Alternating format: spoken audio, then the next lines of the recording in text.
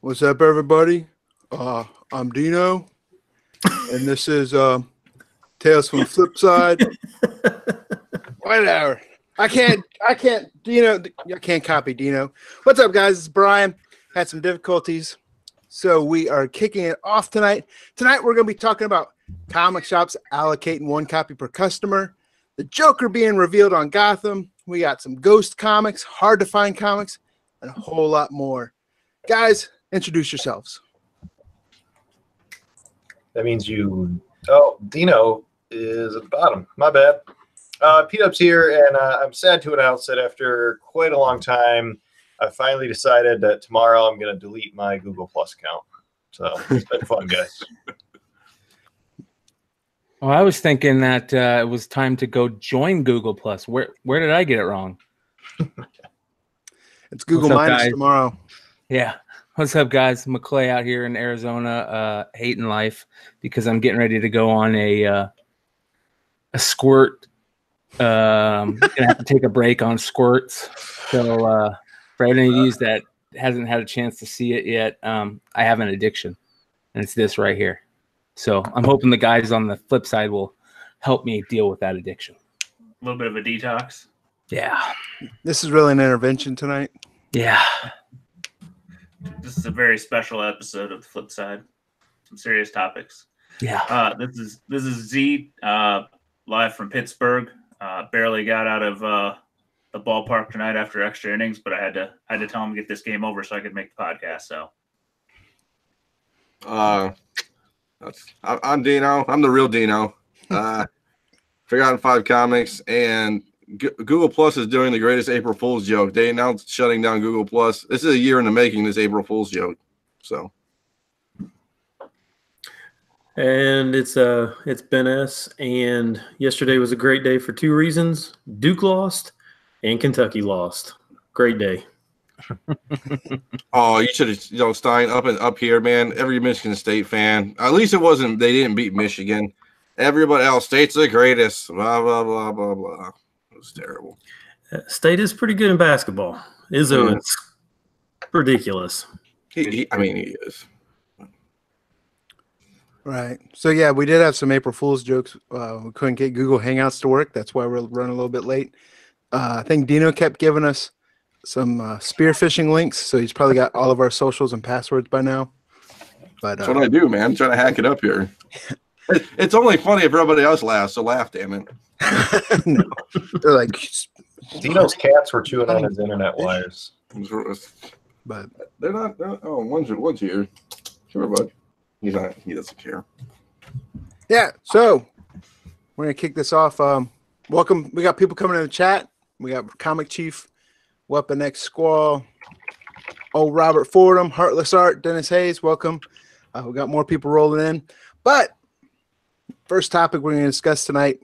This was actually a Facebook question, right? We got this on comicbookinvest.com's Facebook page, and people are saying that they're noticing more and more comic book stores and online retailers are starting to allocate more copies, one per person.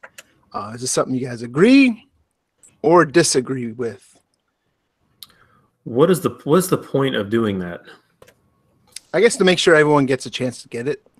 See, so my LCS, like if we're talking about like a hot book, right, or something that that's known hot ahead of time or the day of, and someone comes up to the counter and tries to buy all the copies. Is that what we're talking about? Maybe. Yes. So my LCS, what they do is they kind of cover their loyal customers and pull books off the rack, or you can message them on Facebook and they'll work with you, but they, make sure that the regulars get what they would pick anyway. And then the rest is kind of free game, but I've seen them do limit 1 or 2 per customer as well. And I think it's just a case by case, where as long as your goal is to sell the book, but it's also to serve your loyal base. So it's kind of. But doesn't by limiting the order basically say, I screwed up, I underordered, and now I'm going to make everybody pay that wants to get more than one? No, because stuff gains heat after final order cutoff or the day of, or LCS doesn't know it, and maybe they find out on like their retailer Facebook page. Maybe allocate maybe make it more than one. Make it 3 or 4 copies. Or, I mean, I see the point of someone coming in and just grabbing the whole stack off the freaking shelf and going up to the register. That's kind of effed up. But I also see the other point of it is that's a way for comic retailers to push their pull boxes. But like, sorry, dude, we sold out of that title. But if you really want it, if you open a pull box over here and subscribe to that title, we'll make sure you get it next time. Because everyone that's got a pull box has it reserved already, and they got theirs. But I do see you guys are assuming good attentions, because there's definitely some owners that are, that are doing that, saving it for their regulars. There's also others that are, I ordered 25 copies. I'm going to let, the 6 people show in really asking for it, get their one, and I'm going to sell the rest on eBay. Yeah. I mean, there's definitely both types. Yeah. I just wonder, I don't know. I know there's a lot of collectors that buy 2, one to read and one to keep. So I think by doing 1, I think it's, I don't know. I think in a lot of ways you're doing a disservice to a lot of those customers too. I don't know if there's I don't know. I just would like to actually talk to a store owner and figure out why the 1 per. So then 5 days later it's not hot anymore and you've got a stack of books there that you could have sold out of. I don't understand the point. Yeah, I'm telling you, I think it's a lot more eBay than you think it's saving for that little customer that's showing up on Thursday. Yeah, but I mean, there's a store that I've gone to, and they've recently started. I've seen little signs or whatever that say 1 per, and they don't do any eBay at all. And I mean, they've got a stack of the, what was the one? What was like one of the ones like a couple weeks ago that was, like a regular book, like Immortal Hulk or something like that. And, I mean, they had a stack of them there, and I'm just like, okay, so you want everybody to have 1, but if not everybody's going to buy 1, then you're left sitting there with a bunch of books that you could have easily sold. I don't know. I don't necessarily know if it's really doing that much of a service. So I've noticed Midtown's even doing it more often now, like a lot of their B covers, and before they do it on like the really hot books, but now it seems like just about any B cover, especially for DC and a bunch of other. I've seen a lot more 1 per customer books on Midtown than they used to have. Are there some stores that do it though after 1, like not just on the Wednesday they come out, but like ever, like they could, even have back issues, and then they still limit you to 1. Yeah. Most of them, like mine will do it. Usually I'll go up there and they'll tell you sometimes, sorry, I can only get 1. We didn't order as many, but they're never doing it with nefarious intentions. Third Eye, they just really want, especially the smaller Third Eye I'm at, they just want more. If people want to get it, they know it's going to be popular. They want the chance of other people to buy it, but then by like Thursday, Friday, if you come back and they got more, you can pretty much buy 2, 3 copies. And then sometimes they'll call you back and go, hey, I just talked to the owner up in Annapolis. I got 1 more set aside for you if you want it. And I was like, so I see all of it. I mean, I understand. But Third Eye, my gosh, Third Eye orders stacks of books. I mean, they're like the Midtown of this, of Maryland. Yeah, well, I'm like, what are you? What part of like Mid-Atlantic? Yeah, Mid-Atlantic. I was thinking Southeast, but I was like, no, that's not Southeast. Yeah, but yeah, I mean, you can get by all of it if you just pre-order in advance. Also, my shop used to before he decided to quit selling new books altogether, he used to he would say you could get 2 out if you want 2, you can get 2, but just wait till the next day and then you can come in and buy as many as you want. Yeah. So I mean, we got some good comments coming in the chat about it also. Like Weapon X even said there's no problem if you pre-order. Adam Lebednik says his limit's 1 or 2 and that he agrees with that. So I see both parts of it, because you'll get some people that get really salty and be like, I think if you have a good reason and you have a good rapport with your LCS, like sometimes I'm like, hey, I want a copy for me and then a copy for both my boys. And they're like, yeah, okay, you can get 3 copies or whatever. But it probably also applies more to that stranger popping in just to raid the hot issue. Yeah, you kind of know comes up with a handful of. He's got eBay open on his phone when he's up at the register. I did that once, dude. I went to the store I never went to before and was like, hey, can I get 10 books of this? And the person working was like, like, who are they all for? It's like 10 friends. And she was like, name the friends. And I just went down one of her hangouts and was like, blah, blah, blah, blah, blah, blah, blah. She's like, no. I'm like, okay. I have 276 Facebook friends. This is only 10 of them. Yeah, bro. I was like, I'm in this group where we sell and buy comics. So You didn't have to give her your eBay name so she could check? no. I'll give her my other ID where I don't sell books. I had one shop that I used to frequent. They're not in business anymore, but they would send their employees to go buy books at the other shops that were hot. They'd just be like, head over to so-and-so and buy 20 more copies. You got to show them your laminated Forgotten 5 membership card, Dino. That's right. It's like that, you know, like that Subway card in Happy Gilmore where you get free stuff. I just show it to everybody. The best discount on your books. This is just probably I don't know if this is related or not, but like these people that, because I have my opinions on this, but I don't even really buy books on Wednesday at all anyway. But the people who are buying these books that are selling for $10, do they really actually make any money off of these $10 books? Yeah, I mean, you sell $10 and you just add shipping on it. I mean, it's a hard hustle. I mean, you know what I'm saying? I mean, you're just trying to turn out more. You're talking like LCS is marking up regular cover books, or no, like people going in and buying them. Wednesday Warrior. Yeah, I mean, because it's a $4 cover. I mean, you take the time to list it or go to the store, buy it, then list it, and it sells for 10. Then eBay and PayPal take 13% of that, so now you're down to 8. And it's like, I mean, are you really actually even making anything off of that? I can see it if you're a new seller and you're pretty much just trying to establish feedback. Yeah, build that feedback rank up, but for 14, I mean, for like $4 or whatever, I mean, there's a certain point where you get past that. But I think, like Wood said, if you're building your eBay ID, you know, it's, you know, that's one thing. But the other thing too is like, but if you do 10 books and they all sell for $4, that's $40. You know, you're also not taking into account what percentage return. Yeah. I mean, if you're flipping hot books of the week, I'm guaranteeing you there's a few returns for no real reason.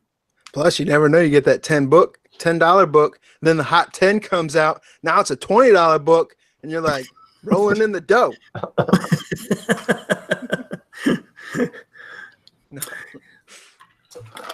I don't know. It just seems like I don't know. I like buying books for cheap and then that are worth double that, but it just doesn't seem like that double is worth the effort to try and buy, 8 copies of a book that's, a $10 book that I guess I'm a $20 guy. Anything 20 and over goes on, at least on our eBay. You know what I'm saying? Like, that's worth our time, I guess. I mean, now it's even 50, I think, because we're going to the post office every day. So you're like the next Heritage. Oh, yeah, I'm like, I got some decent books, and I put a bunch of filler in there. Like, get this $2 Supergirl, John. And then what else? John's. Do you guys ever use the UPS or the pickup service from the post office, or you guys bring them all there all the time? Well, since we live in urban areas and not like most of y'all. Yeah, most of y'all. So like Minnesota, so Tony can do it because there's like a population of 12, and it's probably the postal worker probably lives next door to him. So, but that's like 3 miles away, right? Yeah, yeah. So, but us urban folk who live in a city with more than one stoplight, yeah, I just get nervous about leaving my stuff on the porch, like boxes wise, and then I mean I haven't had it happen yet, but could you do it at work? I've brought big ass boxes to work and just scheduled the pickup. I've done it a couple. I mean, I've asked the lady to mail my stuff out, and she hasn't she's like, oh, the mail lady doesn't come in the door sometimes, so it's like I can't count on that. And then she's like, well, I'll just mail it out. I'm like, I don't think you understand how eBay works. I got to get it out today, not like 3 days. True. So. Well, if you live in a semi-safe area, I just got a giant freaking mailbox, and I can put probably 12 of the standard mailers in there. And if I have to do a couple slabs, I usually get 2 slabs and a couple extra mailers in there. So I only go to the post office if it is a serious book that I want a stamp on. Where do you get a mailbox that big? It's just like the jumbo standard looking mailbox, but it'll hold. You can get 2 flat rate mediums in the middle and then a couple on the sides. He bought it himself. Yeah. I mean, I've went to like Home Depot and Lowe's and stuff to try and find a extra large mailbox, and they don't even sell them. That's what Gotta build it. We had to get in bare hands. We had to get online, didn't you, Z? It was like a different spot. We just had a new mailbox installed because the father-in-law's whose house I'm at ran over my other one this winter. But yeah, you can get them at like Lowe's, but I think you got to order them off the web. I mean, you know what's funny is I got my mailbox and it's really nice. It's it came with the house too. I mean, it's not like one of the ones that lock, but it has like the top where it opens up, and then you can just slide and it fits perfectly like a Gemini mailer sideways, and it push in there. But I mean, it's not terrible. I mean, I'm not ordering 45 books at one time, but for like singles, it's not bad. Your mailbox came with the house. Was that like the That deal? was the selling point. I actually looked at that, dude. I was like, ooh, this house comes with a mailbox. I'm like, done, dude. Done. Dino lives in Detroit. Mailboxes are rare. They are, man. They're all shot up. Your mailbox wasn't boarded up. All melted down for the metal. You know what's funny? Mine's like brass, like 10 kind of, or like it's got something like that. Like, don't be broadcasting that shit. It's gone. It's gone, dude. It's gonna be terrible. I can't believe my fucking house came with copper pipes. That's like the fourth set. It probably is the fourth set. I actually turned on the water. It worked. I was like, oh. So, you know what's funny? Funny boys, my cat, every day is a miracle. My cat's actually biting the cord right now. You fucker. He doesn't He's just trying to take us down. He is. What's going on, buddy? So I don't know if you guys saw the Gotham Joker reveal today. Of course, it's April Fool's, but it's true. It's apparently the real thing. It looks like one of the Whisperers from Walking Dead. It took me a while. Geriatric Joker in too early. Yeah, he's got fucking freaking jaundice eyes and. Anybody got a photo? I'm totally lost. It's there's a photo at the bottom of the outline. Oh, I don't read any. Really bad. Oh, really? That one? Yeah, I thought that was a joke. Oh, Nope. God. That was terrible. What? Yeah, it's I don't know. Is anyone still watching Gotham? I'm like, I fell off after season 2 just because. Not that I didn't like it, I just stopped watching. I think I fell off 3. No, a buddy of mine said it was really good, but I haven't talked to him in a while, so I don't know. But yeah, that was. It took me a while to place it. I'm like, what are they trying to do? And I was like, oh gosh, it looks like one of the Whisperers from Walking Dead. I can't. I don't know. I mean, I guess a Whisperer that looks like the Joker. For Gotham, the Gotham series, I guess it's not too bad. Because I mean, it's not terrible. I mean, I understand. We all saw the Bane, so I mean, they don't have good, creatives. Yeah, I mean, like saving all the good stuff for DC Universe. They probably are. Yeah, let them have that. Let them have that on CW and Fox. That's crap. Yeah, we'll CW. But let's not talk about the CW guys. You guys are hurtful. I'm falling. I'm still behind on Flash and Arrow and all those shows. I almost bought you boys a Supernatural poster I saw somewhere. I'm ride or die Winchester, brother. Oh, good. Dean and Sam. It's good that Simple Man's joined the crew. You and my little wrestling buddy from Baltimore, we are tight. Yeah, it's like I watched like 3 seasons and fell off. Like stopped watching for a couple years and caught up a couple more. I'm on season 11, catching up. That's on season 11. They're like on 14 right now, or about to end with 15 or something like that. It's one of the few shows that is still on from when before I got married, for the love of God. Right. Law and Order just got renewed for season 21. Good Lord. That's Law and Order SVU. My bad. They change actors all the time. That doesn't count. No, is Ice-T still on it? Yeah. That's probably like Law and Order Special Crackhead Unit or whatever. They got like 17 spinoffs. Yeah. I just love how they grab every washed up rapper to play some detective. Like, I love mean detective. I loved your song Cop Killer. Do you want to play one?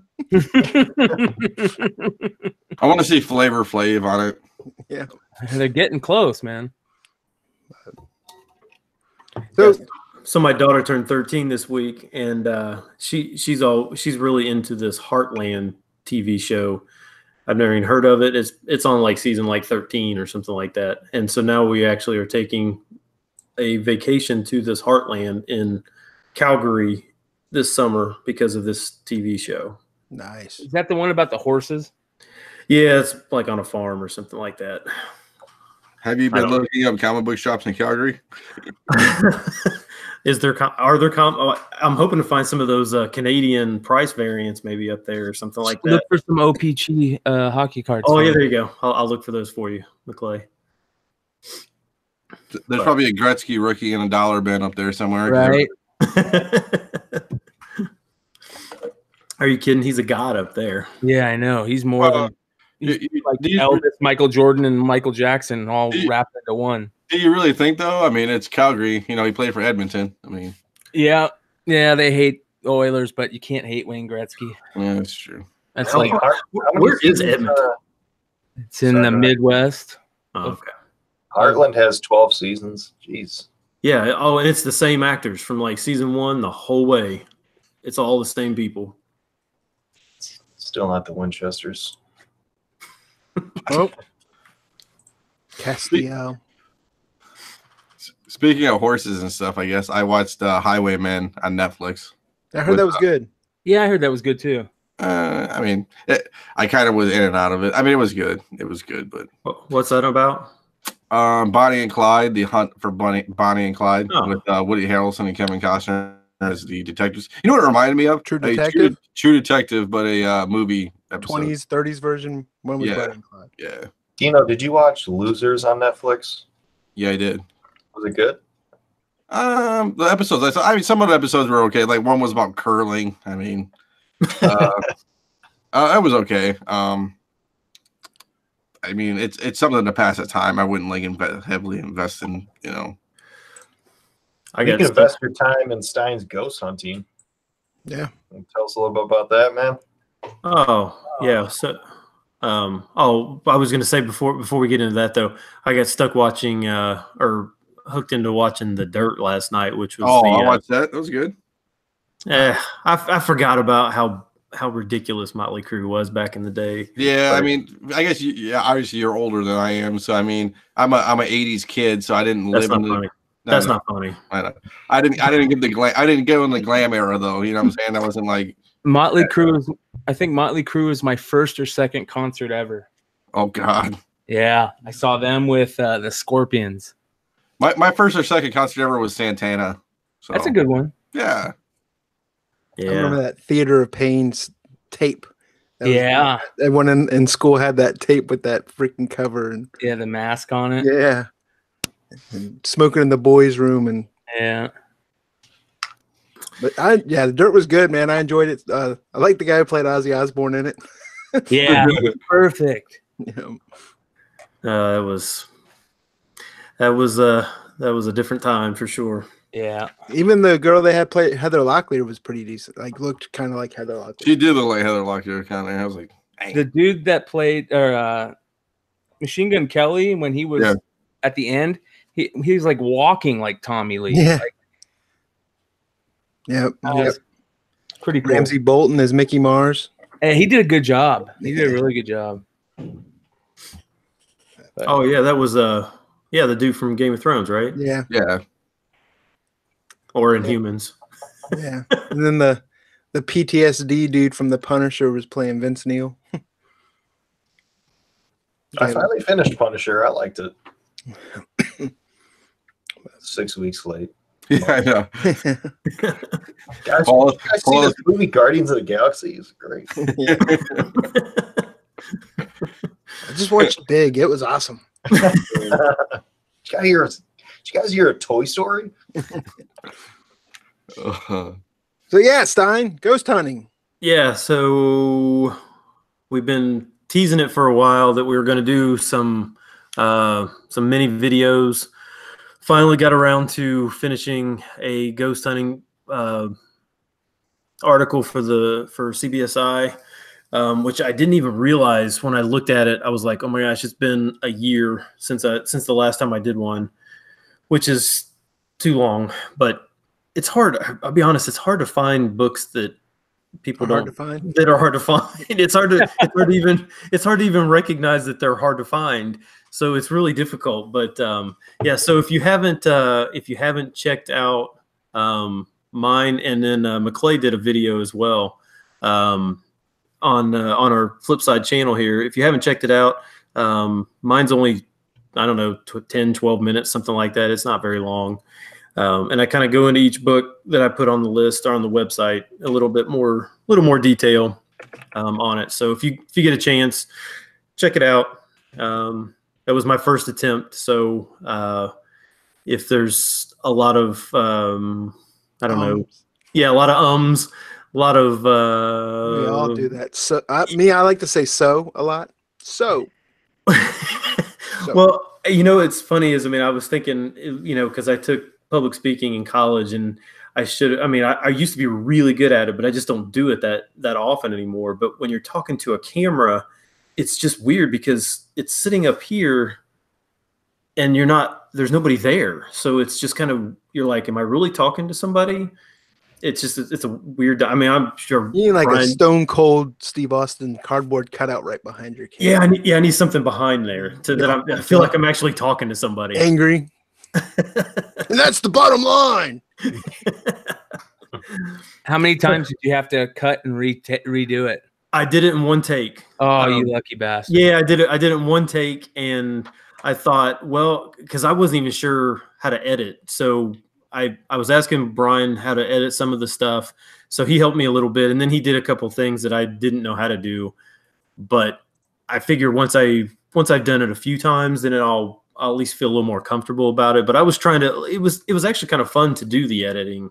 Yeah. So, it was kind of, like, oh, okay, I can actually do this and put this picture up here. Next time, maybe I'll be like, hey, look up here. And then I'll edit it to where I'm at. I didn't realize you could do that. Set it up like those crazy PowerPoints we used to mess around with people for presentations, where it does like a bunch of twirls and switches and comes up in the screen.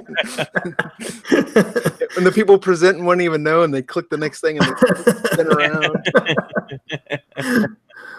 But yeah, so I did a few. So there was 6, 7 books, something like that I put on the list this time. And thanks, by the way, Brian, for the really cool picture that you put on the.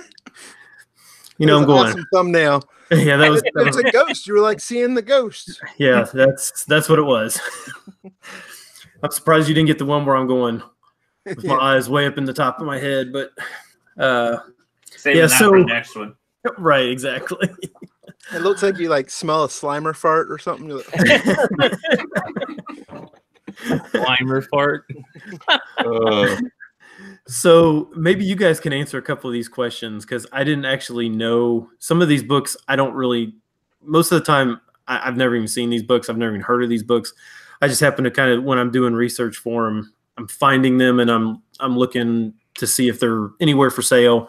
And they're never for sale. So I don't have a whole lot of information on some of these, but so the one that I thought maybe Z might know would be that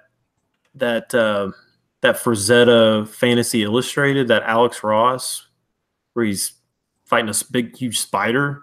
Have you ever seen that before? It's like magazine size.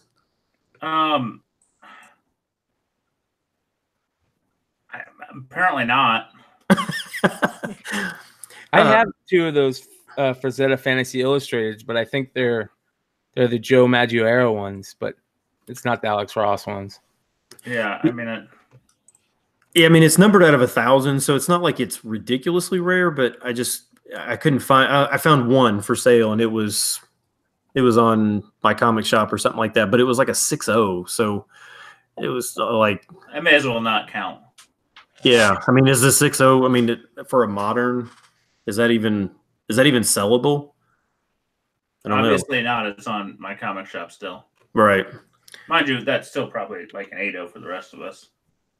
Well, maybe it is, but that one was a cool one. I know the one that probably everybody's looked for a while is that Campbell, that Vampirella, and the Scarlet Legion variant. Nobody, I don't know. I think I know one person that has it, and they're not selling it, but I've never seen it. Is it a CBSI guy? I think so. I remember seeing somebody post that they had it, but I can't remember who it was. But I remember seeing it. It was like a year ago, maybe, when somebody posted that they have it or had it. So I don't know. That one was pretty cool. The other one that I thought was really interesting was that Dead at 17, that GoFundMe variant. I didn't even know there was such a thing as a GoFundMe variant on anything. I mean, it's kind of like Kickstarter, but nobody really uses GoFundMe for that. So that was kind of a weird one. You know, that Scarlet Legion one was $100 caught the gate. Was it really? Yeah, I'm looking at it. Is this the right one? I'm sorry, I'm fucking it all up here. It's the one. It's good. Yeah. With the big monster in the back of her. Yeah. According to Dynamite, I don't know if this is old or if it's $100. Isn't that Donatello behind her, the purple mask? Yes. Yeah, $100 out of the gate, which is kind of crazy. I do remember seeing one of those. I mean, not me, but I do remember somebody posted it. Yeah, I just remember seeing somebody found one or something like that, but I can't remember who it was or when it was. But it was a long, long time ago. Probably sad junk. It probably was. That sounds familiar to me, actually, as you talk about it. But I know several people are looking for it. But I thought it was interesting, though. Somebody actually did comment on the article and said that they had two of these.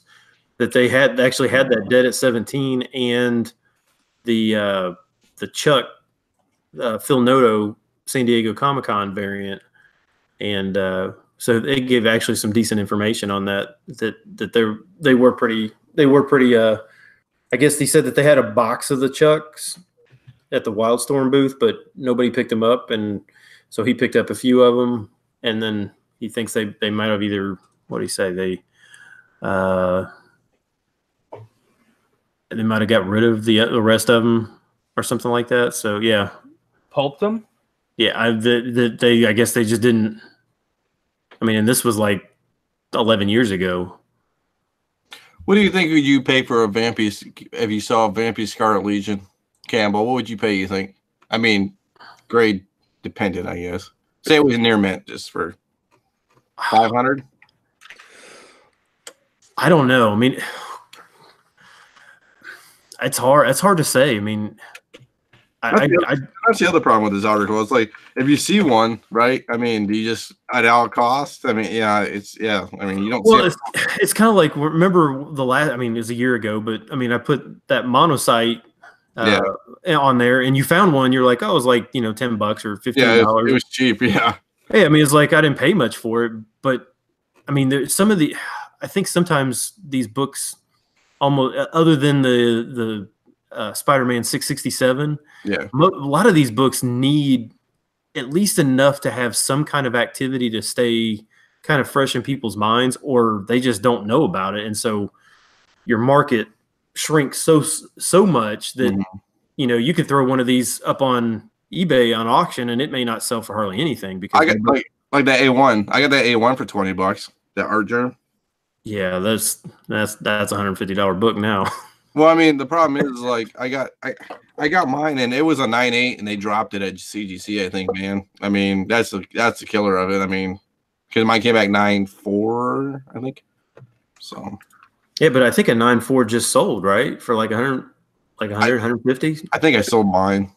Like, I think I got mine for that amount. I think, I don't know. I can't remember. Which that's still pretty good for a modern 9.4. But I can look, actually. Yeah, I don't know. I mean, it's one of those weird things. That's what the books I buy are, just things that nobody's really seen. If I see like a weird variant that I'm like, oh, that's no, I haven't sold mine yet. I got mine for $300. It's crazy, way high. Dino's got so many books he doesn't even know what he sold or what hasn't sold. But you catch me sleeping, man. People catch me sleeping all the time now. I don't know. Did you guys? I don't really know people's reactions a lot of times on, especially when I put these things out. I mean, Do you guys look when I put these on there? Does anybody look for these things? I do. Yeah. I definitely stow it away in my head to when I'm looking through boxes. I know what if they pop up, but I think it's too hard to look for ghosts like that. I Jesse, actually don't, Jesse Sweet just in the so- chat. He said he's glad your article's back. That's one of the first articles he read when he discovered CBSI. Oh, thanks, Jesse. I appreciate it. I definitely don't go looking in the shops in my area because I just wait for Stein to come find them himself. Anything I can get. I need to make my. I haven't been back over to Indianapolis in almost a year, so I need to get back over there and steal some stuff from you. I haven't been anywhere outside of the north side in probably 8 months, so it's probably plenty of pickings. Maybe I need to come down there. You guys are doing indie, right? I haven't committed yet. Wait to see if maybe- the wife has plans for Labor Day or not. I might come down maybe. For at least No, a day. But if anybody ever in the chat or anything like that ever sees books that are, notices that something they're looking for and they just can't find it, let me know, because it's actually a really difficult article to put together. Well, You know a book I've been looking for like 3 years and can't find, and it was I put off on it because it was a Boom web exclusive that they did web exclusives for like the first 5 or 6 issues of Sons of Anarchy, the mugshot variants, and I got all of them but number 1, which is Gemma. And every now and then it'll come up from like Australia for like the set of all of them for like too much, and I just need the one cover. But I hardly ever see that Gemma mugshot variant come up. Yeah. And that was just an exclusive through Boom. Yeah, it was like a web exclusive at the time, and then when they were selling them, I think it was like $25 or $30, and I was like, I'm not buying that, man. I'll buy it for like $10 a couple months down the road when it drops. And nope, that was one of the ones I missed. But it's on my comic shop want list, and I got to save searching eBay, but. Well, I found one that I was hunting for probably 5 years was that Project Superpowers Turner negative variant I posted. Oh yeah, like 6 months ago. I mean, that thing, I had it on search history for 3 years. I looked everywhere. I had Walker on it. Rumor is it was a 1 in 100, but nobody really knows because nobody seems to have it. And I've seen one other one in all the time I've been back in.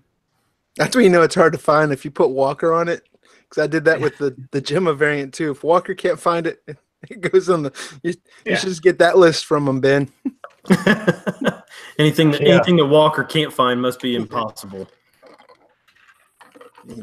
I just picture him like in his room with like the old big ass mainframes, running all his freaking saved macros and crap, searching for books. This book is not inside the Matrix. Yeah, with 3 coffee pots going. Glasses down on his nose. Definitely 3 or 4 coffee pots, man. He just listed a ton of books, dude. I was looking at variant comics on eBay, and all of a sudden these rare variants came up. Yep, it's Walker. First print variant, buddy. Yeah. It's a 4th print, 1 in 25. First print, 4th print.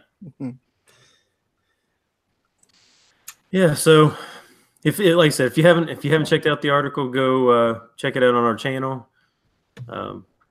If you got any ideas for some of these other guys, I'm hoping to kind of prod them along. I'm waiting for Z's first one.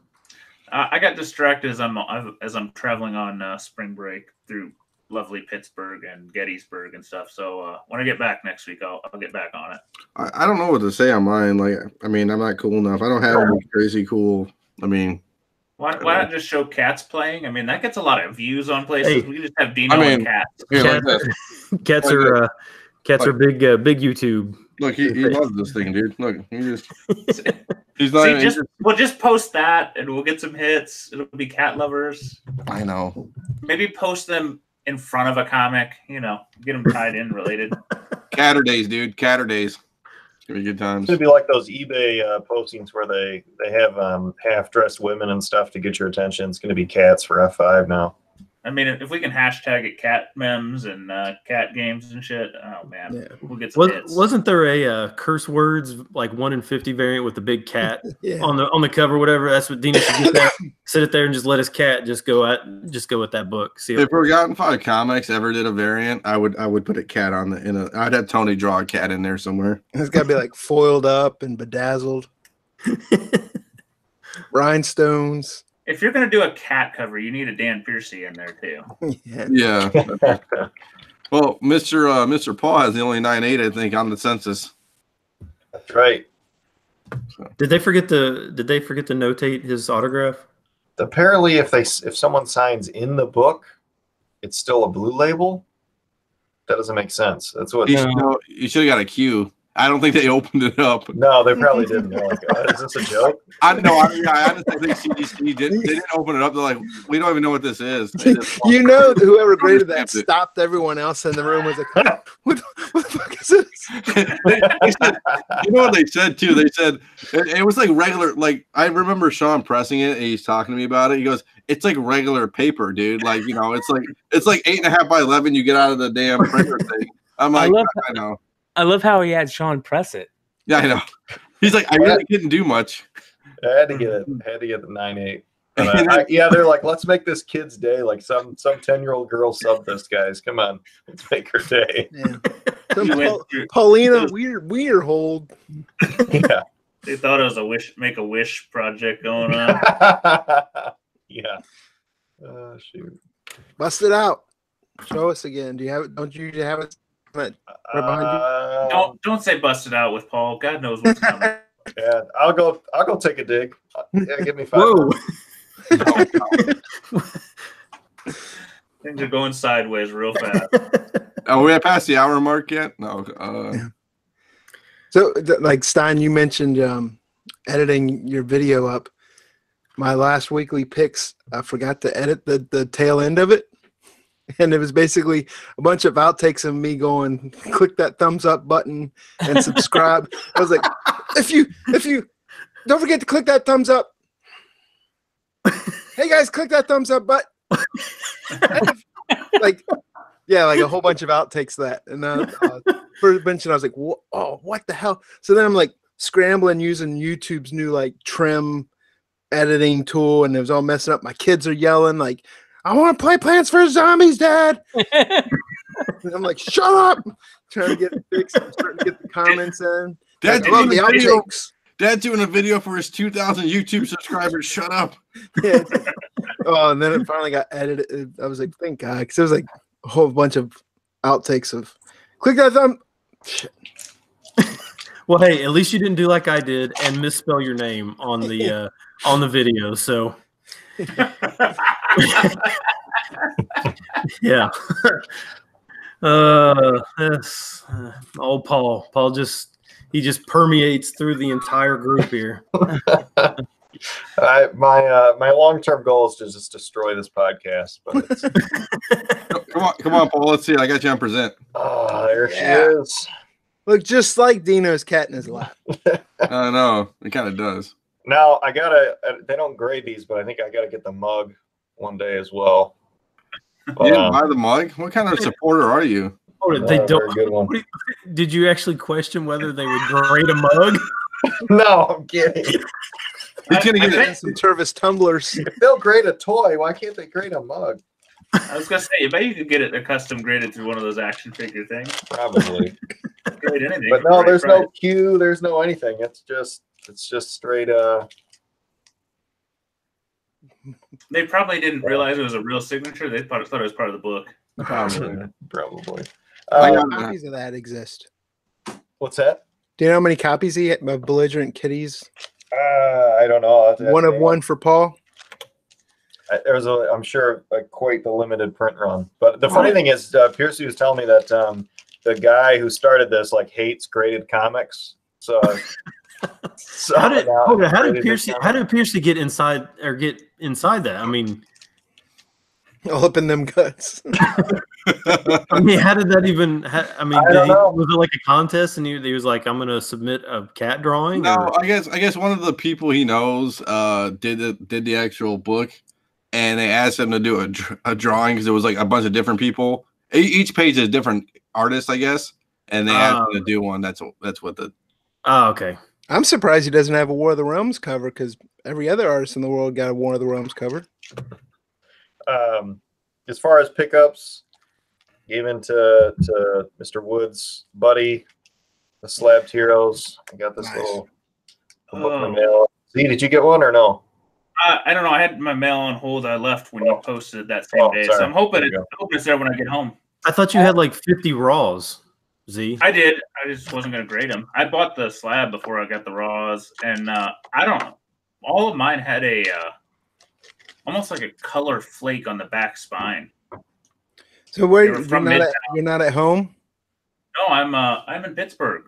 And if you notice in the back, I was looking at the Indiana Jones archives back there. No, if you look in the back, he's got a comic book under that stack of papers. He's using it as a pressing technique. Yeah. It's my new system, guys. Yes, I am in the in-laws' house, and I stole a office that apparently hasn't been used in decades. So, it actually still looks better than the basement of the comic shop that I dug this week. So, yeah. Oh, let's talk about that. I'm super excited. I wish I could post a video, but we don't have a Google Plus page to home base it. Maybe I'll throw it on the channel. I'll throw it up on the channel. I'll shoot it Dino and have him throw it up there. But describe it to us in detail. I will. Like grandma's garage. No, it's probably like out of True Detective season 1 at the very end. So visiting Pittsburgh, and my boy George, who's in the chat there, invites me to go take me to Pittsburgh shops and see what's what and ship me around because I'm usually lazy and I'll go to one or two. And I get here Saturday, and he's like, "Dude, forget Pittsburgh. I found this place. They let me in the quote back room. Got to dig boxes. I need you to come. It's in BFE." So I'm like, all right, cool, man. So I drive an hour to meet him. We get together and we drive another hour to this place. This is it's in Deliverance country. And we go to this shop that the sign is one of those old, like 60s 7-Up signs, but underneath it just says, I can't even remember the name of the shop, something comics. And I'm like, this makes no sense. I'm like, how long you been here? Like 38 years. Oh, dang. Why do you have a 7-Up sign? I don't know. I don't ask. Old brick building. Wait for the guy to pull up and let us in. As soon as we get there, George is talking to him. He's like, yeah, I'll let you in. Shows us down. I'm thinking a back room. Shows us down a staircase into a basement that, this building had to be from the 20s, the 30s. It is a brick stone dungeon basement. So we roll down there, and first thing I see is there are stacks of boxes, long boxes, 4 to a stack in a square, 1, 2, 3 side by side, and 1/4 on the top, and they're stacked probably 8 high, and I think there's 7 stacks going through the center of the room, and then on each side there is shelving with probably 5 or 6 shelves and stacks of boxes on them. But mind you, all of this is dank and dark and a mildewy basement. And I'm thinking, well, this is pretty crazy. They take me around the backside, and there's more.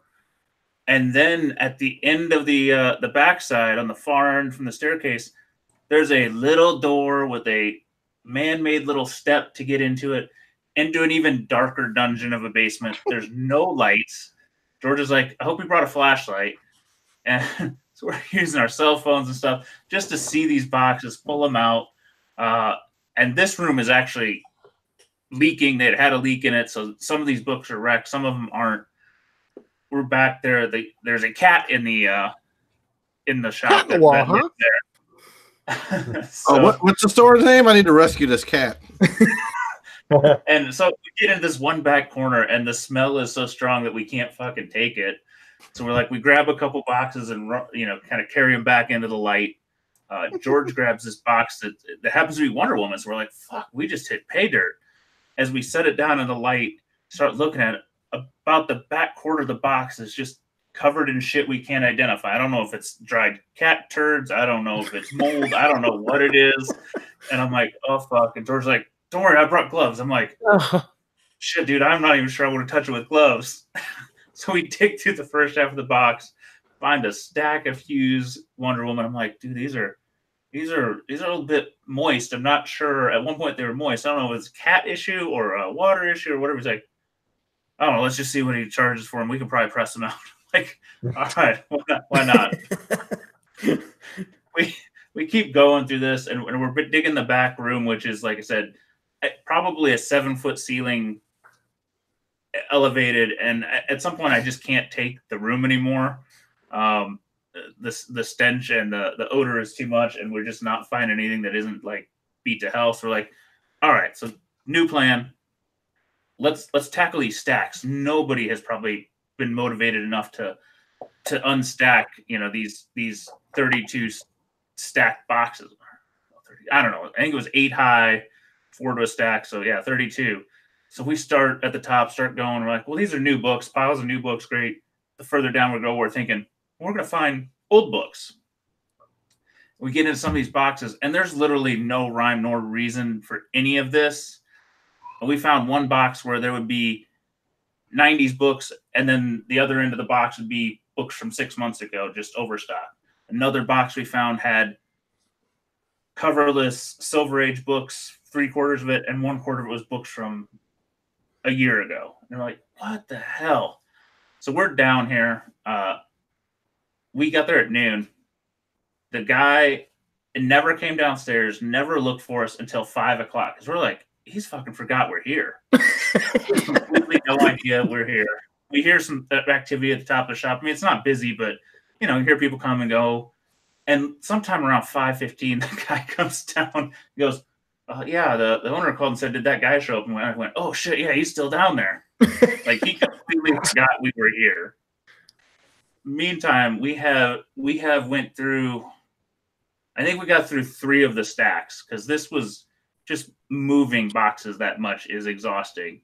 So we must have looked through 80 to 100,000 books at that point. And I won't say it wasn't rewarding, but like at some point you're like, it's a grind, man. It was a grind, and it was like just you would think we're getting the good stuff because we're 3 stacks in. At the bottom of the stack there's got to be like they put these in here in order. No, you would find 1 box new and 1 box kind of old and 1 box new again, and it made no sense. So finally, when we get up and done, we're asking the guy, like, what happened? He goes, well, we had 2 shops. We consolidated. They had bought some collections of old shops that consolidated. So they just kept throwing shit down there.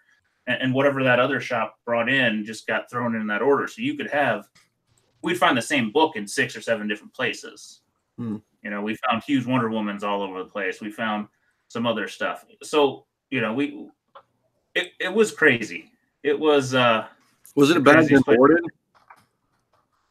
Mostly no. I mean, the new stuff definitely wasn't. It was just a shop throwing back issues in a box. Oh wow. So it was nuts. Originally I thought, George was taking me to be polite and friendly and, being cool. By the end I realized I think he was taking me because he was scared for his life to go into a dungeon in Deliverance Country by himself. Either way, very cool of him. Definitely one of the craziest places I have encountered. We found a few gems. Are we doing pickups? I can show them off. I'll save it till later. Show it off. All right. So, before you do pickups, George said, "Tell him about the guy outside." I don't know what that means. When we get there, there's a guy. I can't remember his name. Is just sitting there with his iPad, and apparently he's a employee / maybe volunteer. He's maybe not quite all there, waiting to get in. Because he works Tuesdays and this is Saturday. He's like, I just wait to use the Wi-Fi. He's a little bit sling blade. I guess he hung out there for a little bit, took off later. But I mean, he was not happy that we were bothering him trying to get in the shop. And one of the more amusing points is we decided to check the walls because we're tired of moving boxes. And somewhere along there, I'm like, wait, there's slab boxes. So I start looking, I get excited. Slabs are good. First one I see is a Magnus Robot Fighter Valiant #1. Yeah. 6.5. Really? Followed by quite a bit of Top Cow, Valiant, and Image low grade beaters. Like 9.4s are the good ones. I found one slab worth grabbing, maybe, and I picked it up. One book kind of on my sort of watch list.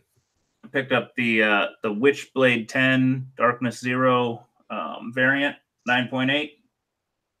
Nice little cover. Rumors of Witchblade Darkness stuff floating around. Is You that don't the really, Chromium? yeah, you don't really see that book that often, or at least I don't. Yeah, it moves pretty quickly on eBay. Like there's lots of them, but you don't see a lot of graded ones.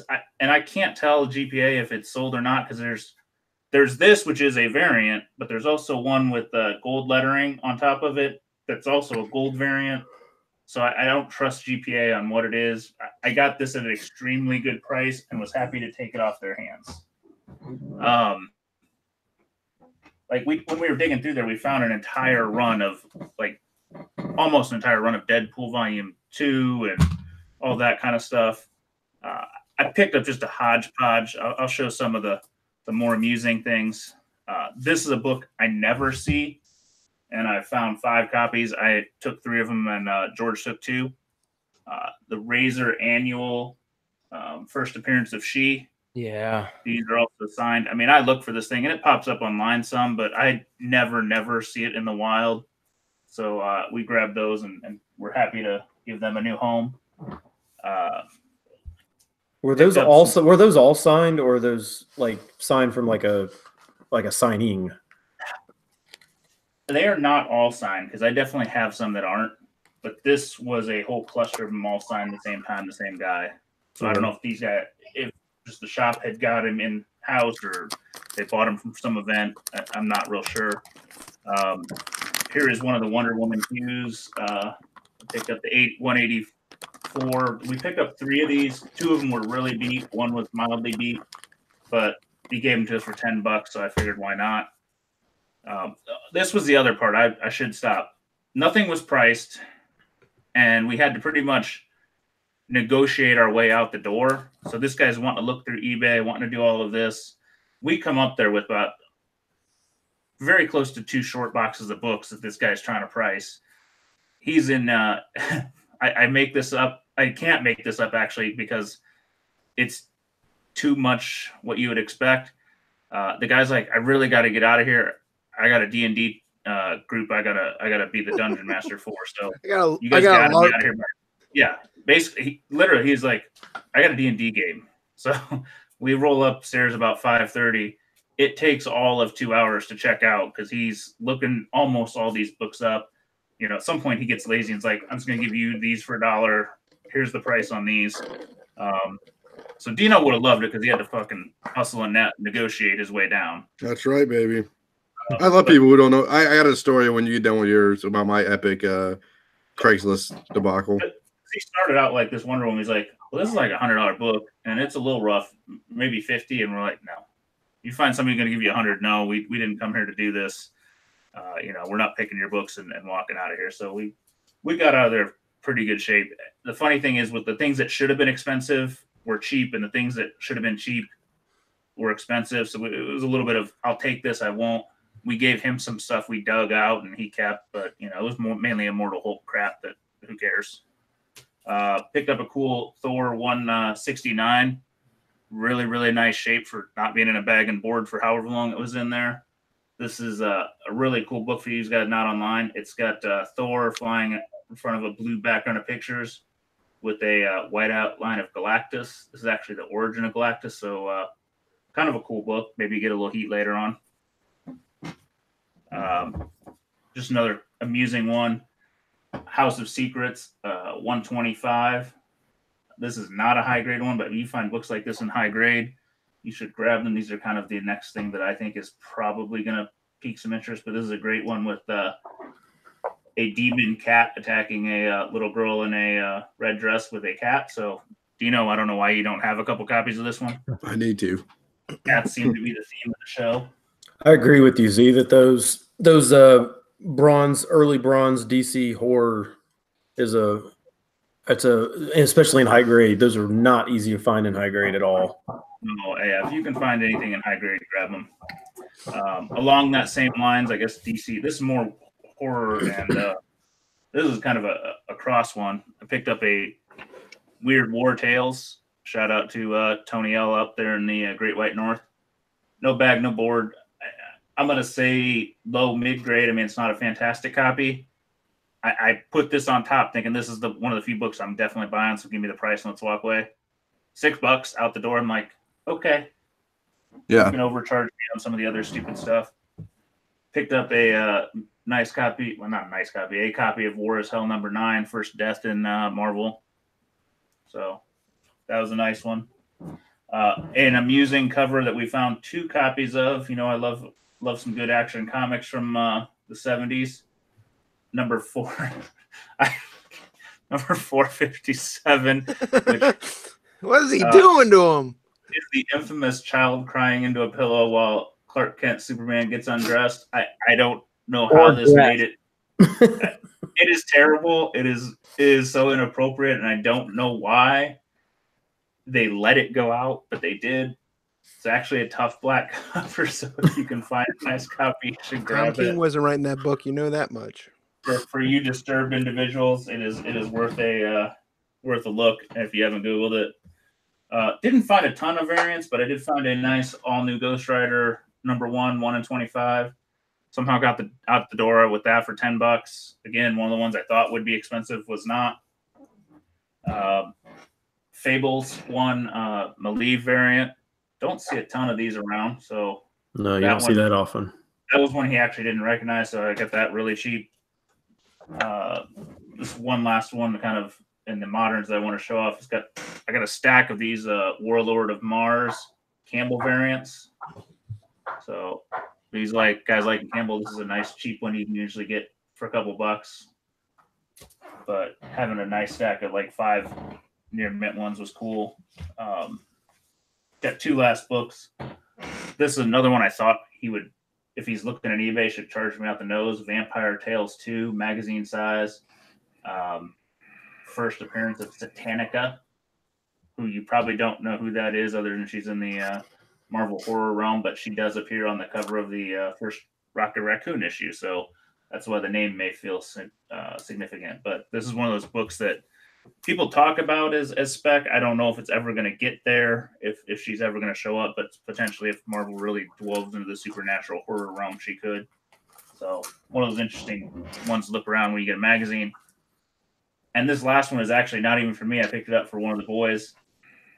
WWE Boom Comics #16, Bailey variant. Yep. I just thought it was really cool with the Rosie the Riveter, we can do it kind of pose and look. So my youngest happens to be an incredibly big Bailey fan, and so grab that for him.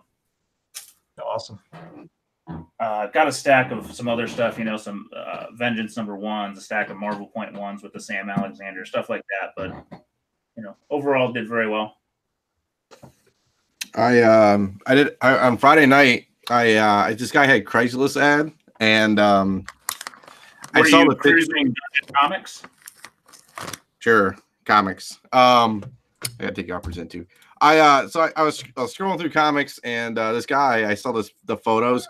He had 4 like blue tubs full of comics, and it's not like the ones you usually see. They're like, it was weird. It was like old like 60s style where you like open them up, and it was weird. But he had 4 of them. He's like, they're $1, $3, $5 books, and the pictures he sent were like, they were like Witchblade, like 90s books. I'm like, okay, he's 20 minutes down the road for me. I might as well look, right? Not that terrible. So I hit him up. So I get there. He's like, hey, it's in a nicer neighborhood. So I'm like, it's okay. So I get there. He's like, hey, the comics are in the garage. I'm like, okay, that's cool. So I get in there. He has them in a back corner. There's like no light. It's like 7 o'clock when I meet up with him. So it's getting kind of dark. And I'm like, so he finally hooks up a light for me so I can kind of go through them. the first stack, I'm looking through them. It's like Witchblade Gen 13 stuff, and I'm like, we'll see. I come across a Birds of Prey 8. I'm like, okay, that's interesting. Then I found some Wonder Woman Hue stuff. I'm like, oh, okay, so now I got to look through all of them. So I got a bunch of I said it in the group when I did it. Gen 13, Campbell stuff, Hue stuff. I mean, it wasn't anything groundbreaking or earth-shattering. I mean, the Birds of Prey was probably the biggest score. I got it for $1. It's like a $30 book. Tomb Raider, a lot of Tomb Raider Hue stuff. I thought that was kind of cool for like $3. So I'm gonna hit this guy back up. He said he has like 1,000 comics in his house that he has to go through. I told him like big or small, man, like big books, small books. I'll definitely buy them. So it was kind of a nice little hookup to have now. So we'll see how it all goes. A lot of Turner stuff for $1. I mean, you figure you get Turner stuff for $1, right? I mean, you can't really go wrong, right? I mean, I don't know. So that was my little pickup adventure. The guy was really pissed. He told me he goes, well, I can give you some he told me he'd give me some eBay tips. And I want to share the eBay tips with you guys. So he told me to put the cover artist in the listing title because that makes a difference. So if you're not putting the cover artist in the listing title, you guys should do that because most people search out for covers that are done by artists. And I said, oh, okay, that's cool. And then he basically creating Craigslist ads. Yeah, I know. And then he is okay, dude. He I guess he sets up at a lot of flea markets and stuff. So we'll see how that all goes. He was all anti-eBay. He was checking the eBay app for my PayPal payment. So I was like, I don't think that's how it works, but he finally got it. I'm sitting around for like literally 20 minutes. I'm like, dude, you got to go on PayPal.com. And he finally got it. And I'm like, can I leave now before I get murdered? So that's my my little Craigslist. I'm going to see him probably. I'll hit him up in like a month or something or a couple of weeks. Maybe he has some more stuff. I mean, it was weird. He had like Wonder Woman Hughes books for $1 and one thing, and then $3 stuff. And it was just like it was kind of like Zay's kind of thing. No rhyme or reason. It just was all over the place. It was like, I was like, why is this $3? And he goes, well, I kind of like the big books. I don't think he knew variants or like cover artists. He just knew like, he's that old school guy who knows like Tomb of Dracula 10, like big books, like Tales is, like New Mutants 98, but he didn't know any kind of like cover artist or things of that nature. Make sure you get Paul's self-defense kit before you go back. Sorry, go ahead. I was just thinking Dino's story on the Craigslist ad reminded me of the original creepy comic dig story from the group. I maybe Paul's been around long enough. Remember P Hood's comic fucking shed that he had to go into? Oh yeah. Oh god. I remember that. I guess I shouldn't really announce it, but yeah, I bring protection with me on all my Craigslist deals. Monkey Fist, man. I remember I sent you one, right? Yeah, it's a little stronger than Monkey Fist. So. Well, are you bringing protection or protection? Monkey arm. Is it a lightsaber, Dino? What's that? Is it a lightsaber? Is it a raincoat? It might. It's a bow staff. It might be as traceable as a lightsaber. Let's just put it that way. No, I mean, because you never know. Like you see these guys, like, and I guess we should. This is kind of a good story. Like, I tell people, like, they're like, "Hey, did you bring?" This guy was really. This is another good part of the story. This guy was really adamant about having cash. He's like, "You have like cash." I understand, like $5. You don't want to PayPal somebody $5. Which I mean, I understand that, but I never bring cash on the first dig, man. Like that's just a no-go for me. So I just said, "Hey, can I PayPal you?" And he's like, "Well, if it's more than $20, I'm like, "Well, now I got to spend." Like I saw that Birds of Prey. I'm like, "Well, I can snaggle $20 out of here somehow." So, I mean, it may cost me sometimes not taking cash, but you can't like take $1,000 in your wallet and assume you're not rolled. Yeah, I mean, then you get change, and it's like, what do you bring, hundreds or 20? I mean, you know what I'm saying? Like, and I told him straight out, I was like, how about, and I just gave him a number because you know how I am. He's like trying to like calculate it all. I'm like, what about just $60? I'm like, I'm not here to try to get to the dollar. I think I spent like 70. I got $10 off or something. I'm like, how about 60? He's like, oh, that sounds good enough. I'm like, good, done. So buy me some Funyuns. I mean, this guy, I guess he buys collections, he says, and he's like, yeah, just all the leftover stuff for $1 I don't have time with. I mean, it was Campbell stuff. I mean, it's like Stein was saying in the chat, like when I sent him the pictures, like Gen 13 stuff sells. I mean, right? I mean, okay, it's not like I'm gonna send $1 into 100, but I mean, for con fodder stock, it'll hopefully get some looks, I guess. And that's what I was kind of going for. Plot it out and do like 5 or 6 of them, make enough that you don't feel terrible shipping it. Yeah, I mean, I saw some Wonder Woman bowling stuff. I mean, I was like, whatever. I'm not even doing all this stuff. Honestly, boys, is for Heroes Con. That's what I've been buying lately. Mr. Matt King hooked me up with some books off my Hero Con creator list books. So, and then our friend from Michigan here, who's been to Baltimore, hooked me up with another stack of books. So it's going to be a good time. So. Anybody else have any other pickups? It's been light for me. I bought some hack books, but they're coming. So. Oh, he hit me up. Did I show you? How close are you to Pittsburgh? How close am I to Pittsburgh? Yeah, I don't know. I mean, it's not like it's an hour. Give me 1 second. Hack's going to be in Pittsburgh at Steel City Con. Is he? Yeah. Like, I don't know if it's not this upcoming weekend, the weekend after. Maybe close enough it's worth the drive. Let's look. Pittsburgh, PA. That's like 3 hours and 30 minutes. Is that what it is? 4.5 hours. 4.5 hours. That's not ways. terrible. That's not terrible. That's like Indianapolis. 4.5 is borderline. I thought you were closer to like 2.5 or 3, but that's Cleveland. That's like Cleveland. But yeah, I did see he hit you up about those covers we were searching for on the last show. Yeah, it's kind of nice having. I don't know if we would call it a direct line to him, but he's pretty friendly with me, and he responds to my comments and questions. So that's kind of cool. I mean, you just send him some crazy ass picture with you and your cat. Can you put this in your next? Can you put this in your next cover? Like Skull Cat. So no, he's a really nice guy, and like yeah, I was interested. Paul sent me a bunch of comics, and he goes, "Hey, have you seen these before?" And I said no, and I actually screenshotted them and then put them on the our Forgotten 5 Comics IHE page, and he commented back that yeah, they were a non-published stuff, just ideas for comic covers, and they never made it to print. So that's cool. Next on the outline we have is it Shopify? Is it Wood? Oh, here I was going to show. Here, sorry. Let me show a couple pickups real quick. Sorry. They're just real small, but real small. Yeah, very small. Okay. Yeah. So I picked up another. Paul liked this one. I picked up another Turtles number. What is it? Number 5. Oh, is that from C2E2 or No. This one I just got the other day. Yeah, that's a good one. Yeah, that's my second copy. It's actually really hard to find, but and then I picked up a Cho Red Sonja Virgin variant, but I didn't realize some of these Chos are actually they're really hard to find. Is that Frank Cho? Yeah. I saw, I was going to talk to you about this. I'm sorry. Since you brought up Frank Cho, I saw a lot of sketchbooks by Cho. Mm-hmm. I didn't know if they were worth anything. They were like $1. I'd probably buy any sketchbook for $1. Yeah, I didn't know.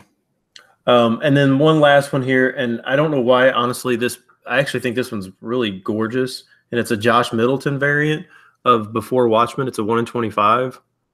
It's gonna get that Starfire feel to it. Yeah, I really like that one. And it's Middleton. So there's only a couple of them on eBay, so I'm not sure why it's actually not worth. Did you see? I guess didn't Darwin Cook do the Starfire? Darwin Cook did the Starfire. Actually, Yeah. Darwin Cook actually did the art for the book for this Yeah. Spectre. But yeah. So, anyways, those are just a couple randoms that I picked up this week. I see you got that fire on that laptop, brother. Yeah. I mentioned there in the chat that I should have waited until next week. I'm still waiting on my books where I had to leave C2E2 and couldn't the ones I got graded on site I had to leave early, so I'm still waiting for them to ship them to me. So is that the book at Indy? That one year you went with me? That's the Indy book, right? This one, yeah. The one that was raw. That was not for sale. You're like, hey, everything's for sale except for this one, dude. When you left, you should have seen how many people hit me up and asked me about, hey, how much is that book? I'm like, brother, you can't have that book, man. I just brought it to show you guys, and I knew that one was I knew that one was a 9.8. I've had 4 of those. Of course, I've won 3 of them, I think, in Razes. But I'm glad that I got a 9.8 even after I dropped it. So we let that kid read it real quick. Yeah, my bad. But yeah, I wouldn't even let anybody touch it, dude. I was like, hey, I'm not gonna even let you touch it. I put a book on top of that book so people stop asking me about it. I really think that might be Campbell's best. It might be his best work. I don't know. I think Lizard's up there, dude.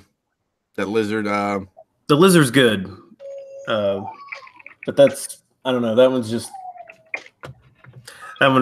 might be his best. Yeah. Three Rivers Con. Oh, people are saying hacks from Pittsburgh. 3 Rivers Cons in May. You probably still have space if you want a booth. I would, but Heroes Cons in June, man. It's gonna be rough, man.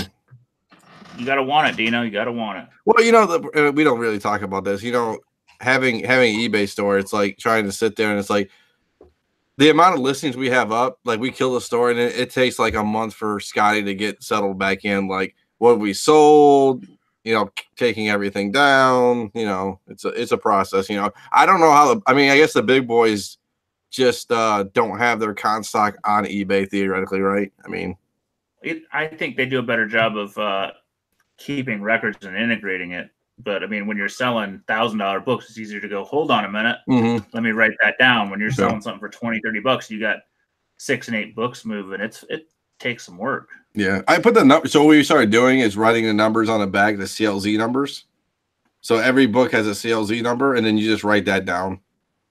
So it's become more efficient. It was way better than 2 years ago, last year with the CLZ numbers.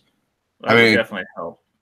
We got screwed on some books, but it's like the stuff you don't think about, like, oh, you threw something in with something and you kind of forgot about it. Yeah. Well, then there's also there's always that one book you can't find. I had a book end up in your bin, and you probably had books that end up in mine. There's just always that one book that got shuffled. Some butthole guy moved it from the A's to the W's. I guess I don't know if I can announce it. I don't know if you can get pissed at me, but whatever. It's April Fool's. So basically, I think Big Leg might come to North Carolina, boys. It was just Scotty, myself, and Tony, and I think the whole crew might show up. So I don't know. And everybody else who's listening, for Heroes Con in North Carolina, anybody who wants to go is more than welcome and invited to go. A lot of us are going to be there, I guess now. So I don't know what else is going. Big CBSI presence.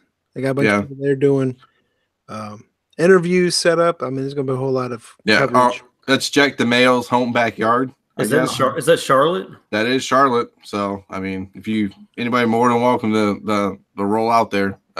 Phil Chung's gonna show up there. Matt King's gonna be there. Who else? What days are that? What day is in June? June 14th, I believe. June 14th, 15th, and 16th. So middle of June. I'm trying to think. We go on vacation in South Carolina, so we drive right past there, and I don't know when we're going. June 14th, 15th, 16th. No. Sleepy John's gonna be there. So Joe's gonna be there. Says less chance of getting shot. Nice. I agree. Me and Joe, we had an interesting year last year in Balmer. Joe could probably sell some gold teeth. Oh, I bet he could. You know what's funny? We'll get him a booth and he can do like dentistry on the go. Yeah. So, did you guys see that? I don't know. I was watching Slabbed Heroes IBG post, and he appears to have pulled off the pressing at a con lifetime in his hotel room. Yep. Is he? I don't follow him. Set up. Yeah, that's pretty impressive. I don't know if he was doing his own books, if he was doing pickup books or what, but he was pressing during C2E2 somehow. That's kind of cool, though.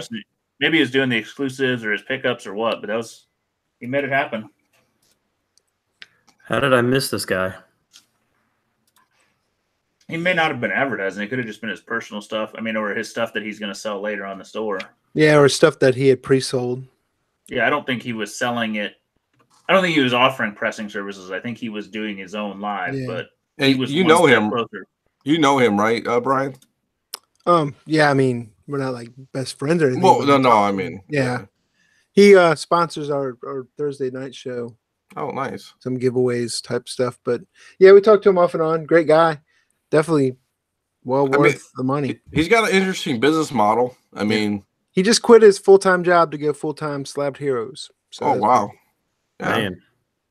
So it's funny. We toyed about this, buying moderns and doing slabs like this, but it's like it's just way too competitive, man. Yeah, I mean, there's a lot of people doing that. That's all. I mean, he's found his niche and it works. So I think he keeps his price point pretty reasonable. Helps. Yeah, I mean, you can't. What, $50? Yeah, his margin is thin on that though. Yeah, it's gone. I mean, it's gone up a little bit, but it's still. I mean, $50 for a modern 9.8, and then he sell those like he's. A lot of people were giving him crap, but like right before the whole Immortal Hulk 16 stuff blew up, he was selling like a speculator pack where you got the 1 in 25, all the variants, and then like 15 copies of the Alex Ross, and then 15 copies of Asgardian or whatever the other variant, the regular price variant is, for like $250, and people were giving him shit about it. And then like a week later, the 1 in 25 you were seeing listed, people were pre-selling it for like $100-something. So if you would have bought it then, I mean. Of course, you don't have it in hand at the time, but if the prices stay there, you still made some money on it.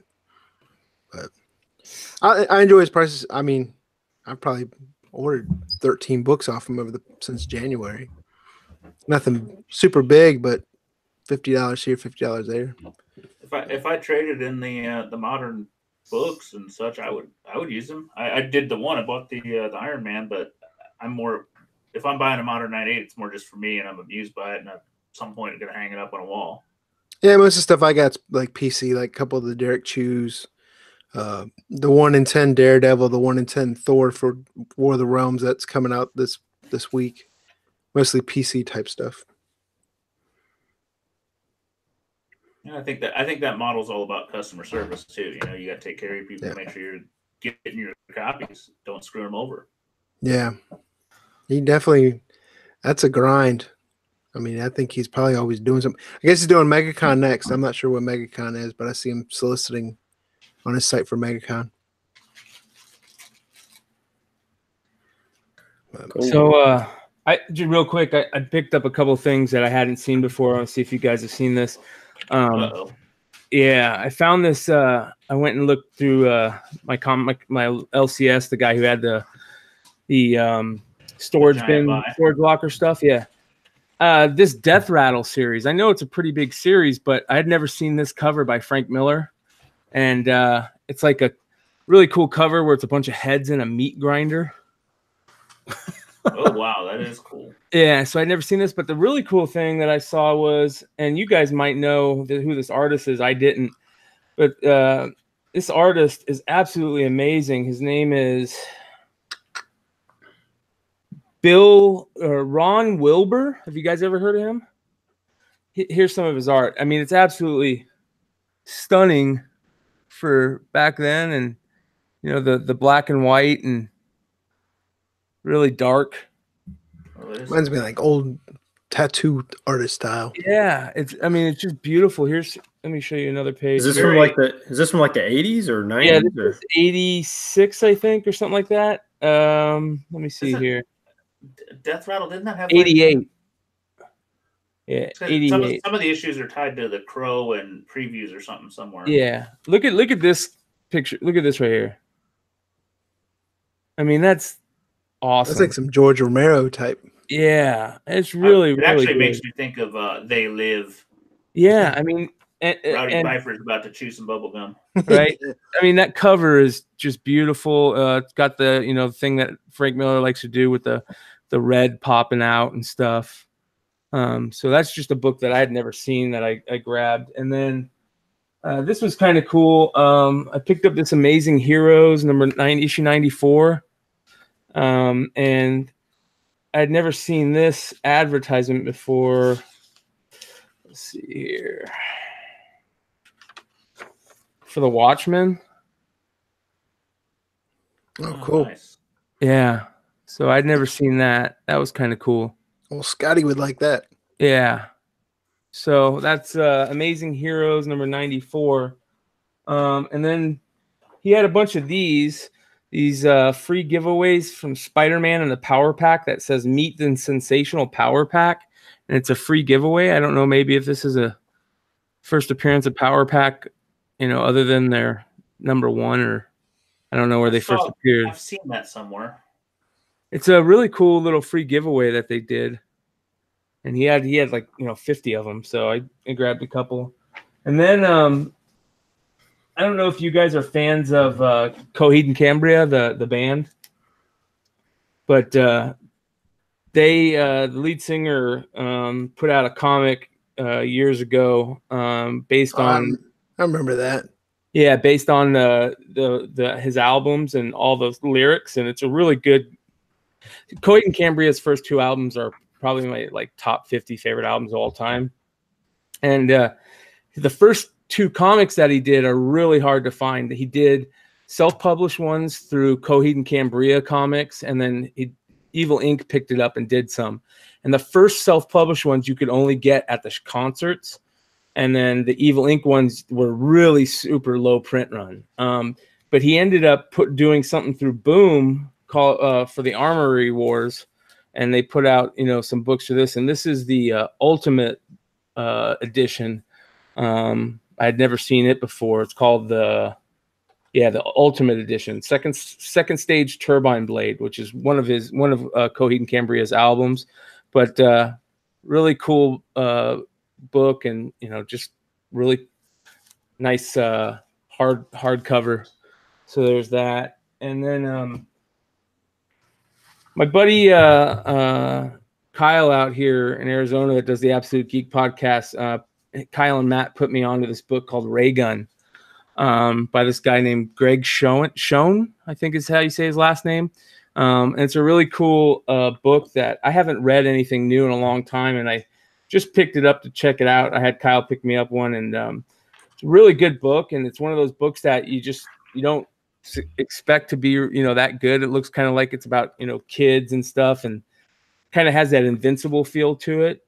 Basically what it's about is a kid finds a death ray, like Tesla's death ray, and it ends up being turned into that little ray gun, and he kind of goes around and using it, turns into a superhero. So if any of you guys have see this at your shop, it's called Ray Gun.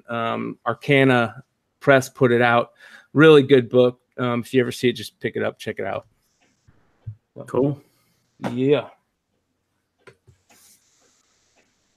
Oh, Hey, Brian. another thing real quick. For those of you guys out there who didn't see the Garbage Pail Kids video that I had put out that Ben was talking about for a second there, these are the 5 cards we pulled out of that pack. So we're giving these away. So anybody that goes and does a review on iTunes, or puts up comments on our videos on YouTube, or whatever, we'll end up giving these away here in a couple of weeks. So we want to give some people a chance to put up those reviews, and we'll send you these 5 cards out, whoever wins that lucky drawing. So that'd be that. You got a different pack of something tonight, right? I do. You wanna do that? Yeah, you guys want to? Can I sidetrack you before you jump on that? Let's do it. Just because it applies to you. Yeah. And I know Stein loves watching the Golden Age stuff that goes nuts. Last week there was a Black Cat 50 that just blew auction and previous numbers out of the water. If you look, there's a Punch 12, extremely low grade, but a nice looking cover, ending in the next 24 hours. Is that on eBay? Yeah, that ought to be fireworks to watch. It's it's a rough condition one, but nice cover. Ending, I think, 21 hours and change. So, Oh boy, that should be man. These low grade pre-record horror books are just nuts. What is it? What is it currently at? Only at 1375, which I think is crazy, but I have a feeling it's going to probably make some jumps. But maybe I don't know. It says front and back cover detached, some pieces missing. I mean, it's probably a 0.5, but it presents well enough that the pieces are just on the edge. The whole skull's intact, and most of the artwork, it's just the kind of three corners are a little rough. God only knows what it'll go for. oh great! It's just gonna make me think about getting rid of it if it goes too much. Don't think about it. I know. Hold on to it, because these books, I don't know if we're in the wave of them jumping or if we're just in the middle of it, man. Yeah. It is a whole different. It's not the old guys buying these, I don't think. It's from what I see on Instagram and stuff. It's guys younger than us. Wow. All right. Well, that's definitely something I'm going to be keeping an eye on. That's for sure. You say it ends in 24 hours? Well, yeah, it'll end tomorrow. Wow. All right, guys. So this is kind of cool. We were talking about this last week. This is a 1984 Topps football pack. It's got some of the big rookies in it. It's got the Marino rookie, the Elway rookie, the Eric Dickerson rookie, Howie Long rookie, Darrell Green rookie. A lot of Hall of Famers are in this. Wow. So very, very cool. All in that pack? I hope it's in all this pack. What's that? Wait. What's that pack run? I don't know. That's a good question. Let's take a quick look. I mean, I'm sure it's a multi-$100 pack, right? Well, no. I mean, there's 36 packs in a box, so 1984 Topps football. Let's see what we got here. Looks like about $25. Yeah, $25. That's it. Well, there's a like a PSA. bargain. There's a PSA 8 right now that's got a best offer for 80.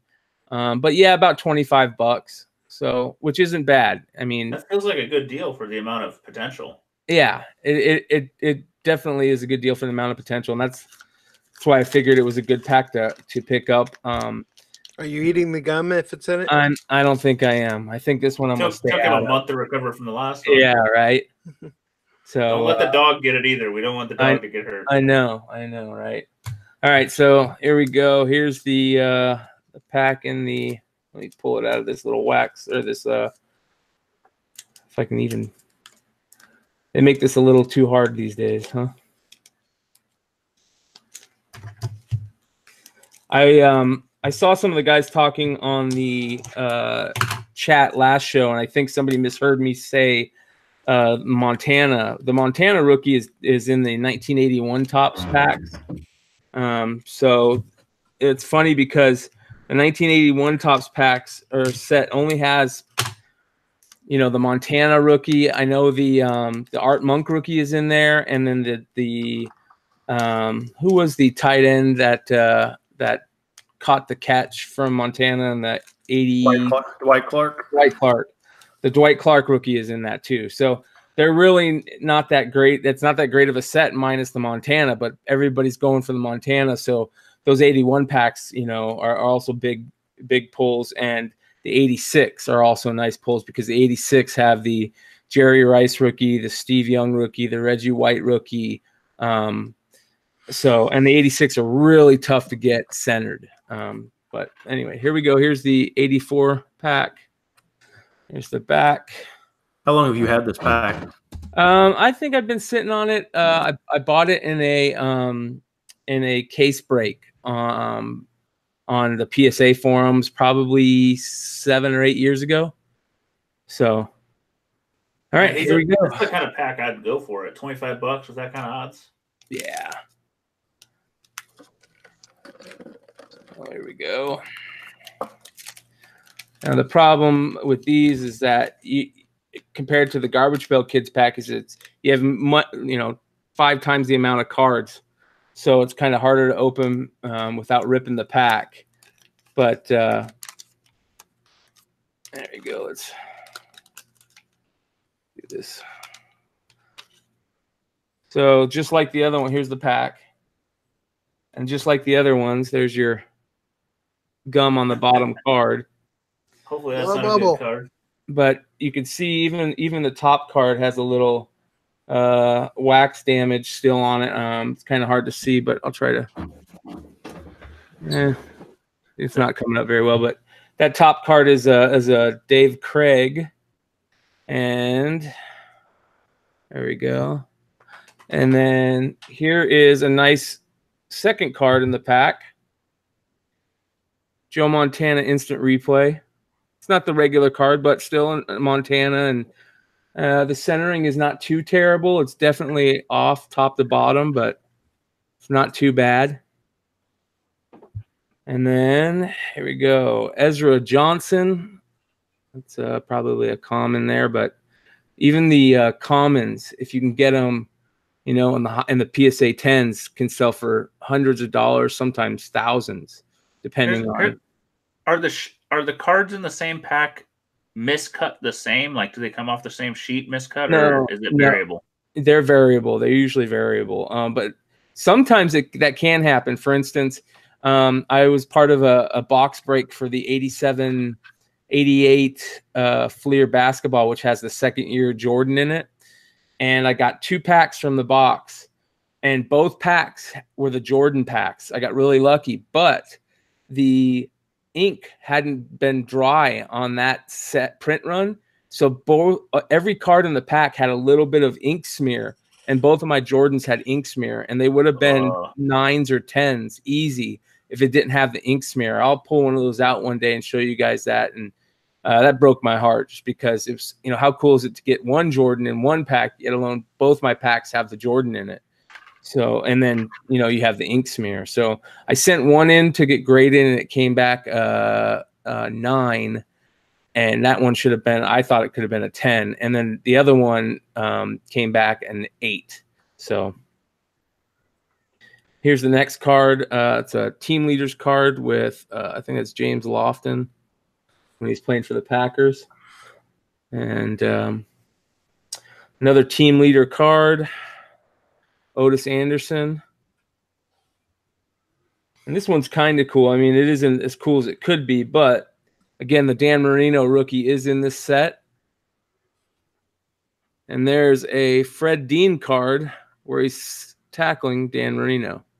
So that's actually kind of a cool little card there. Dan Marino rookie year. And he's being sacked. Next card is a R.C. Thielman. Never really heard of him, but he's a Pro Bowler back then. He didn't want his picture taken. Yeah, he was kind of. Yeah, he's an offensive lineman. Nobody cares about them. Yeah. Max. He was confused why they were taking his picture. Yeah. Max Runiger. Oh, the old punter card. Yeah, you never see those anymore. But look, this is actually centered really nice. So that's that was pretty cool. Is that top edge really rough, or just? Yes, it is. It is. Here's the Joe Theismann. I think this is a year after he got his leg broken, if I remember, by Lawrence Taylor. I'm not 100% sure, but I'm pretty sure. And then Freddie Solomon. Fortunately, it looks like we're not going to do much luck in this pack, but for the big hits. There's hope, brother. There's hope. This is the Topps put a win card in here. And that's usually the middle card. And here we go. Here's a Steve Bartkowski. Old school quarterback. Actually pretty nice centering on that one too. Top to bottom's a little off, but looks pretty decent. And oh, here we go. I got stuck with the punter and a kicker. But surprisingly, the centering isn't bad on these, which kind of bums me out. And we're coming up to the last 2 cards. Here's a great name, Dave Butts. Look how long that face mask is. It like comes down to his neck.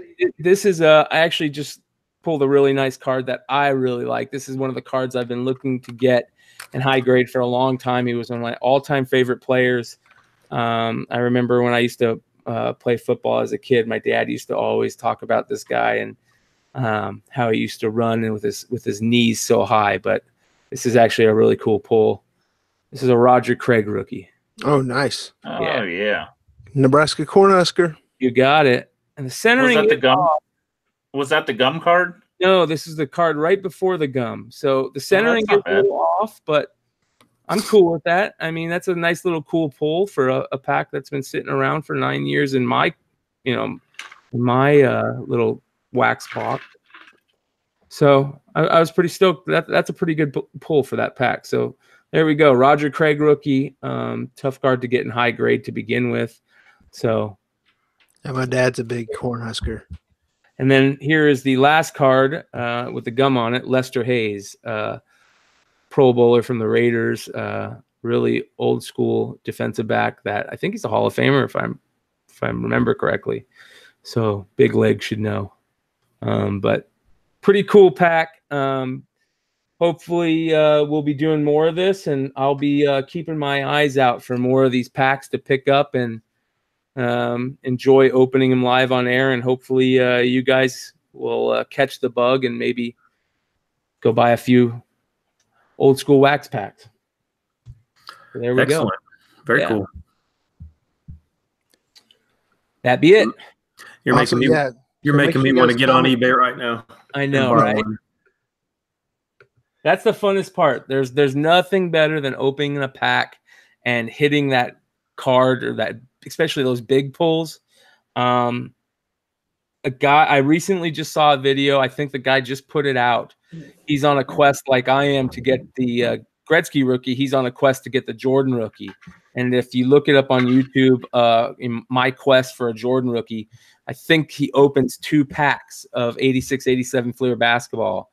And I won't give it away, but I mean, it's pretty easy to guess what goes on in the video with, almost 2 million views in a couple months. So, wow. Yeah.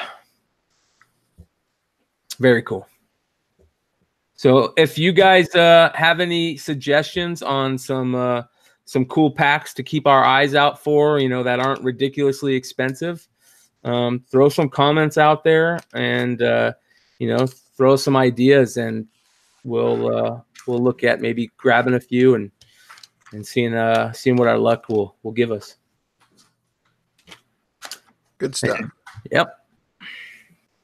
So yeah, I think that's probably a good spot for us to end it tonight, huh? Very good. Couple quick announcements. Also, don't forget, comicbookinvest.com right now has their exclusive variant of Honor and Curse for sale up on the website right now. It's limited to 500 print run, 400 coming to us, 400 coming to Comic Book Invest, and 100 is going to Mad Cave. 350 are being sold. 50 are going to be put away for giveaways on FlipSide, Instagram, Facebook, Thursday Night Bolo show that Jack and I host. So awesome comic. If you guys haven't read it, definitely recommend you guys do. But it's selling. We don't have many left, so definitely check it. If you guys want to get a copy of that, make sure you head over to comicbookinvest.com to secure a copy. $2 each. Sale also goes to St. Jude, so it's definitely for a good cause. And as everyone's aware, tomorrow is the end of G+, so CBSI had a big presence there, but we've expanded. We're comicbookinvest.com's on Instagram, Facebook, MeWe. People have been asking if Tales from FlipSide is going to be going on MeWe. I don't think we have any plans to, correct? We are on Instagram. Also, Facebook. Make sure you're all of us users have our own Instagram accounts. Say that again. We're at Tales from the FlipSide _CBSI. Yes. And then Simple Man's Comics, Brian McClay. I think you're Brian McClay. You're probably the easiest to find, right? Yep. John Z, your comics are the norm on Instagram. Yeah, I post some weird shit there on occasion. Yeah. Stein is the Wall Comics. That's it. Right. And then there's Forgotten Five. Paul's what, shells and stuff, or I think a couple, but we're all on one Instagram, but for problems. Yeah, if you check out Tales from FlipSide _CBSI and look at any of the posts, all the other members are usually pretty much tagged if you want to find us. But with that being said, next Monday, 9:30 p.m. we'll be here without technical difficulties. But thanks everybody in the chat. We appreciate it. Yeah, Thanks, guys.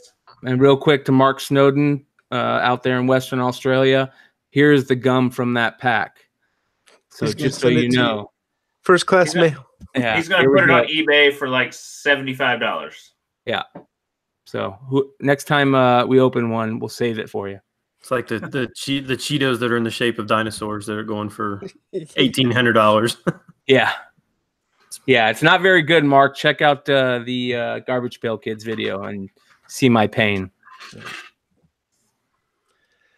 All right. Later, guys. All right. See you. Night.